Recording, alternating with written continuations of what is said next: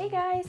So today I'm going to be doing a glam bridal look. This is the look here. I'm going to show you a lot of different steps. You wouldn't necessarily need all these steps if you weren't super comfortable wearing makeup, but I thought I would show you everything and then you can pick and choose what kind of steps you'd like in between. I am wearing a lot of makeup, but it's important to have lots of different layers, especially with bridal makeup, so that it lasts all day and doesn't fade out and keeps fresh throughout the night. So if you're interested in to see how I got this glam bridal makeup look, just keep watching. I am myself getting married in about a week and a half, so I thought what better time to post a bridal makeup tutorial. I'm gonna start off by priming my eyes. I'm going to use the Urban Decay primer potion, just the original, just to make sure that everything's going to last all day and all night. Gives me a nice base for my eyeshadows. I'm just gonna use my finger to blend that out and make a nice smooth base. Okay, and then I'm going to use the Lorac Pro Mega 3 palette today. It's my favorite one to use for bridal looks. I'm going to grab a fluffy blending brush. This is the Sigma E40. I'm going to go in the shade Taupe, just this nice matte neutral shade, and use that as a transition shade. And I'm going to buff that right into the crease. Just back and forth in windshield wiper motions, kind of switching back and forth between circular, just to get it really nice and blended and smoked out. So doing a transition shade is going to give something for your other shadows to blend into. So although it doesn't show up super dramatically, it just gives it something for the darker colors to blend into. It's a really important step. I find it also helps make the primer less sticky as well and tacky, so your other shadows glide on a lot nicer. Okay, and then I'm gonna take a Sigma E25 blending brush. It's really similar to the MAC 217. And I'm gonna go into the shade Tan right here. I'm just gonna start building up that crease a little bit darker, sort of step by step. So again, just bringing that into the crease, blending back and forth, just slightly lower than the original transition shade. I'm not gonna bring it up as high. That's why I'm using a little bit smaller of a brush. Then I'm gonna go into the shade Walnut, this matte brown here. Try to avoid putting shimmers in the crease. I just think it looks really weird. You should stick with matte shades for the crease and shimmer shades on the lid. So I'm just gonna take this nice matte brown, keep it in lower in the crease and on the outer corner as well. And just really blend that back and forth into the crease and just doing little circular motions in the outer corners. And then I'm gonna take a Morphe M411 and I'm gonna use that to darken up the outer corners. So I'm going to take the shade Bark, just another matte brown. It's a little bit darker than the other ones. And I'm just gonna keep this right on the outer corners, just kind of on the outer V shape, just to add some depth and dimension. So this shade you don't wanna bring out past the tail of your eyebrow. I'm not gonna go too heavy on the eyes again because this is a bridal look. You don't need it to be crazy smoky eye or anything. Personally, I like a little bit more color. I know most brides like to keep it light and natural because I do wear makeup so frequently. I'm just gonna take it a little bit darker. I'm gonna go back in with the Sigma E25 brush and just run it through the crease again just to blend all that together. Now for the lids, I'm gonna take a shimmery shade on the lids. I use my MAC 239, and I'm gonna take the shade, Bellini, this orangey tone one right here, and I'm gonna pack this onto the lid.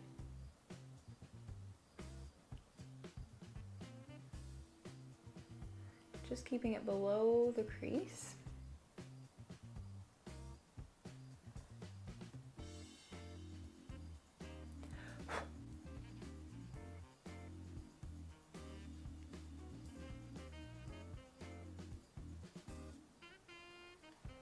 I'm gonna take a little bit of MAC Fix Plus and just spray my brush with it, with that eyeshadow, just to give myself a more shimmery metallic look on the lid.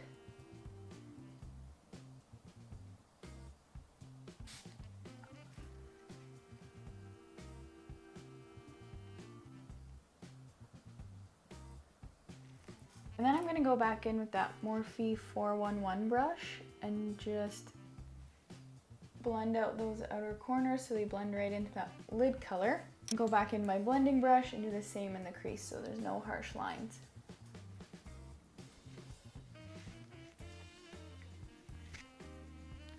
Okay, and then I'm gonna take my MAC Brushstroke Liner in black, and I'm going to do a small wing.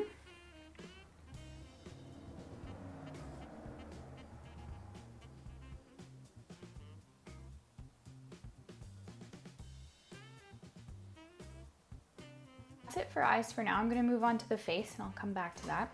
Well, I've already moisturized my skin. I'm gonna prime now. I'm gonna use the Makeup Forever Step 1 Skin Equalizer, mattifying. It just looks like this. This is the tube. This helps with my oily skin to keep oils at bay all day long. Also gives the foundation something to cling to. So I'm just gonna kind of press this into the skin. Now I'm gonna do some color correcting. So with that, you sort of wanna picture the color wheel and you want to go to the opposite side of the color wheel for the color you're trying to correct. So I'm gonna start out with redness. To cancel out redness, you're gonna use green. So I'm gonna use this green concealer from Sephora. It's the Bright Futures Color Corrector. And I'm just gonna add that to where I get a lot of redness. I just don't want that peeking throughout the night. So I always get it around the corners of my nose, sort of on the bridge of my nose where my glasses normally sit. And just a couple of blemishes. My chin is always kind of red. Then I'm just gonna take a damp beauty blender and blend that out.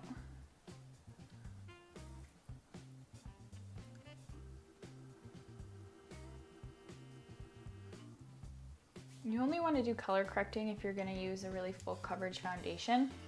Otherwise, the green tones from the concealer are going to poke through. So you do want to use a more full coverage foundation in that case. Then I'm going to use the NYX concealer in orange. It looks just like this. I'm going to use that for my under eye circles to cancel out the blue. So I'm just taking a crown brush. This is the C57 round blender. I'm just going to apply that underneath the eyes, just a little bit. I don't want to pack on too many layers under there and get it all creasy and cakey. So I'm just going to do a little bit of orange right under the eye where my under eye circles are the darkest. And blend that out. Again, I'm going to use a beauty blender and just blend away. This will also help too if your concealer starts fading throughout the night. You kind of have a barrier. So for foundation, I'm going to use the Makeup Forever Matte Velvet. So this is a full coverage foundation. I am in the shade 53. It just kind of squeezes out like this. So I'm just going to squeeze a little bit onto the back of my hand. I'm just going to apply some dots with my fingers and dot that all over the face.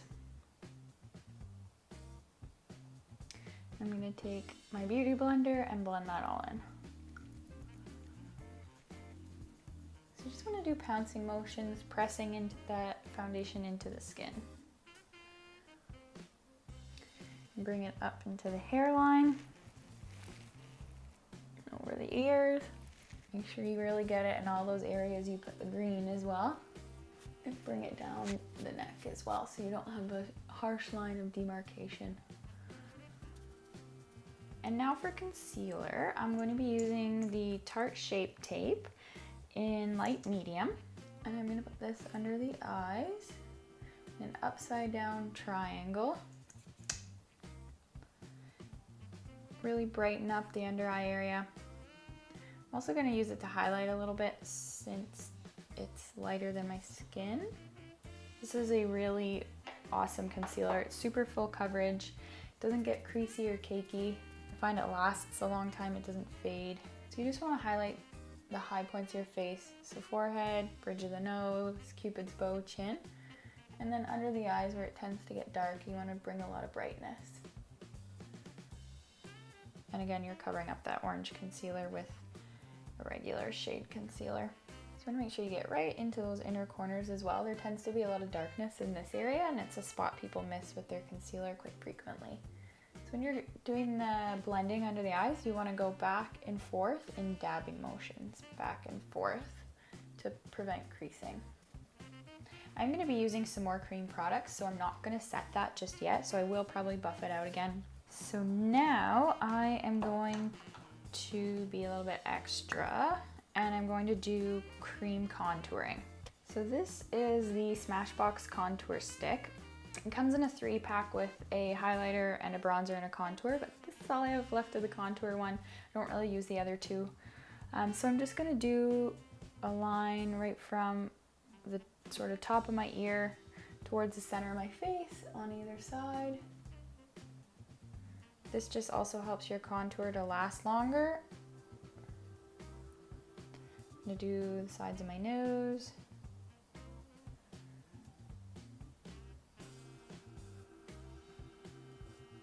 Underneath the lip and the jawline. This contour stick is very creamy, so it's very easy to blend out. And then again, just using your beauty blender. We're really putting it to work today. I'm gonna try to keep the contour blending on one side of the beauty blender because I am gonna use it to do a cream highlight as well. I don't wanna mix the two. So just blending upwards. You don't want to drag it down too far or it's going to make your face look like it's droopy. But later on when we do the powder contour, I will show you how to fix that if that happens. I want to get a chiseled jaw.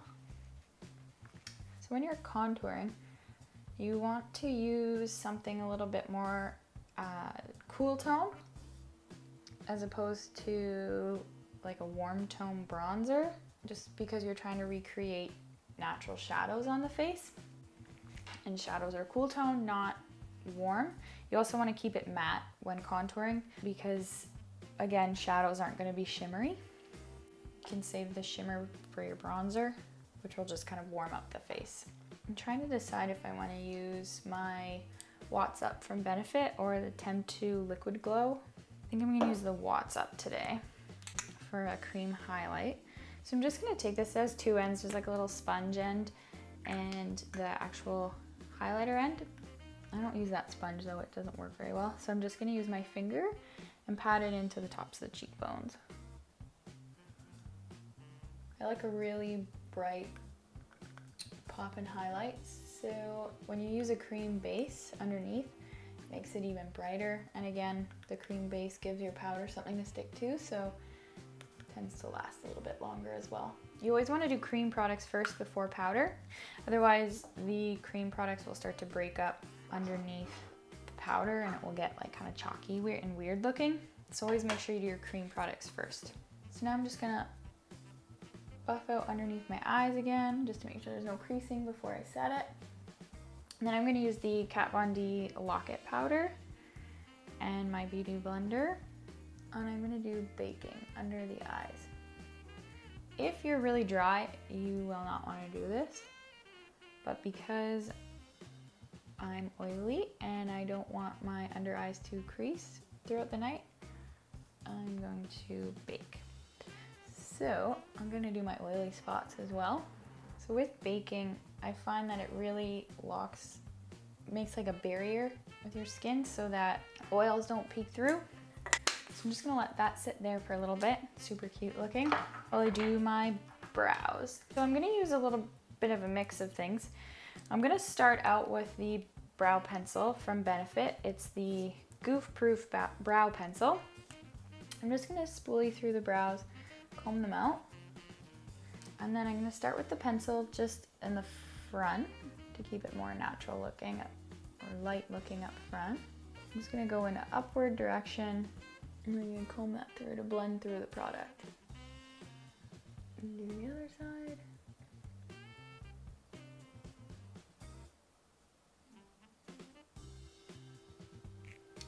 Then for the tail of my brow, I'm going to use the Benefit Kabrow in number 4.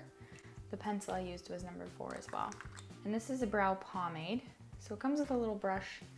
And then I'm just going to brush that through tail because I like the tail to be a little bit sharper and more bold in this case. I find the pencil gives a more natural brow, whereas the pomade gives you more like precise, bold brow. And after that, I'm just going to drag the spoolie through comb them out. And then I'm gonna use the Gimme Brow, again from Benefit, and just set the brows with brow gel so that the little hairs stay in place. Okay, now let's dust away the baking.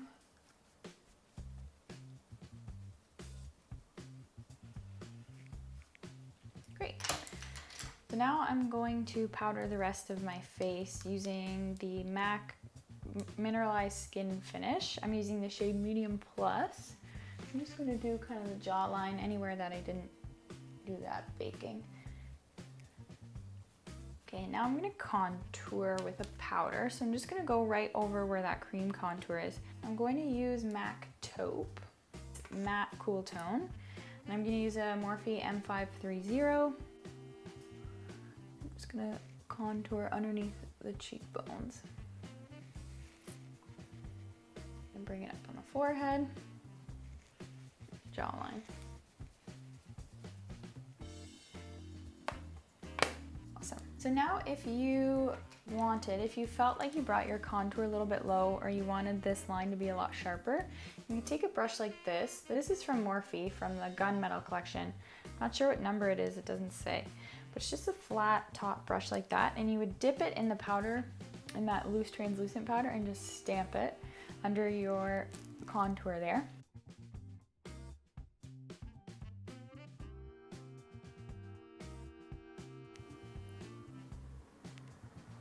And then when we dust that away, it will really clean it up. You don't need to leave it on for very long either. Just kind of cleans it up underneath and makes a nice sharp line.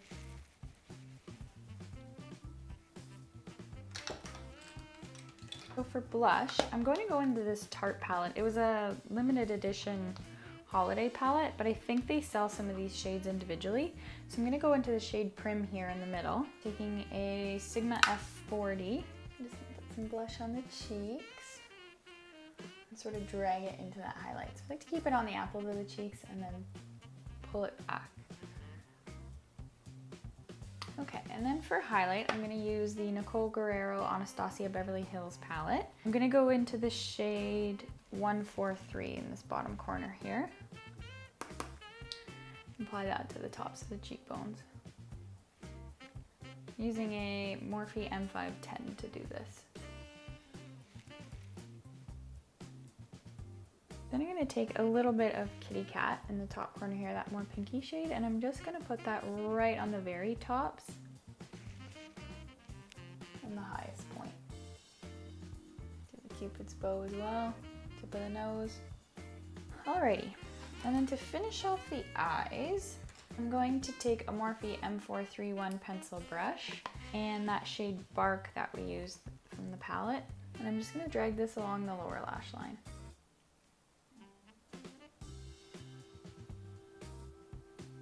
Going back and forth motions to blend that out. And for the inner corner, I'm going to use this shimmery shade Snow. Pop that into the inner corner.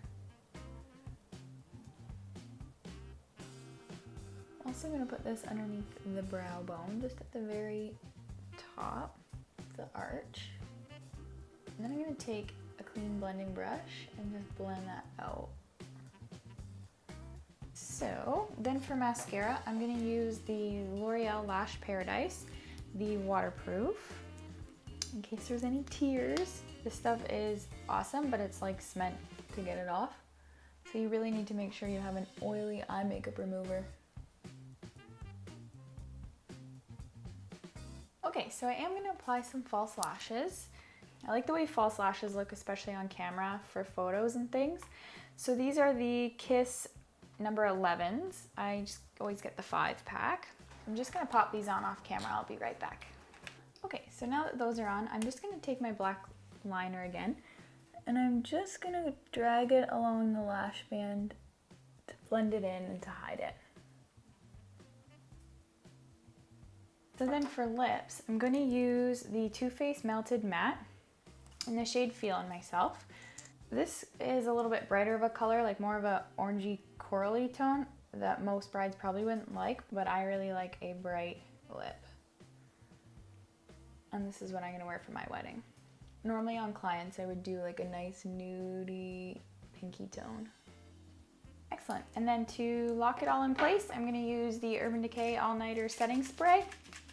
This is just like using hairspray for your face to really make sure everything lasts. So this is the final look. So we've got a really nice soft brown eye with big lashes, a little wing, and then a nice sharp contour and a bright highlight. This is something like very similar I'm going to be doing for my wedding day as well. The eye look is definitely a go-to look I use on clients. Again, the lip you could swap out for whatever you're more comfortable with. But yeah, so this is the full glam bridal look. So thanks so much for watching. I hope you enjoyed and learned something new. Bye!